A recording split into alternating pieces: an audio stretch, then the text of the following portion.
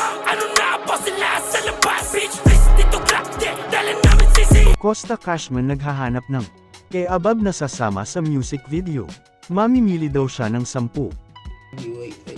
Ito na, sabihin ko na, tol. Dahil nga sabog yung kanta kong unreleased sa TikTok na Fur. Title niya talaga Fur. Yung Chinita Morena Tico Petit. Alam ko nakikita nyo yun, tol. At alam ko rin ginagawa nyo yun. Ngayon, yung trend na Chinita Morena Tico Petit.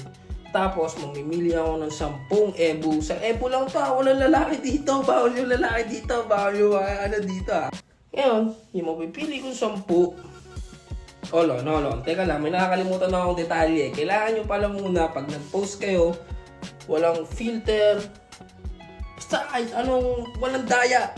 Natural na ganda nyo lang, natural na beauty mo lang, baby. Ngayon, pag na-video nyo na, bago nyo i-post, lalagyan nyo siya ng hashtag FUR. F-U-R-R. Eh, na-spell ko na, baka mamaya makalimutan nyo pa.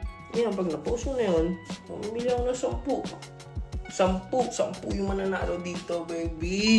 So, sa 10 na yun, tol, pag napili ako ng 10, gagawin ko, isasama ko sila sa MV. At hindi lang yun, hindi ko na sila isasama sa MV, babayaran ko pa sila, di ba? Kami dito, ex, di na babayad kami dito, tol. Yun, di ba? Nagamit mo na yung ganda mo, naka-content ka pa, nagkapera ka pa, at higit sa lahat, kasama mo pa ako sa MV, kasama ka pa sa MV ko, di ba? Paano kung mag-blow up yung kanta, sikat yung pagmumukha mo, di ba?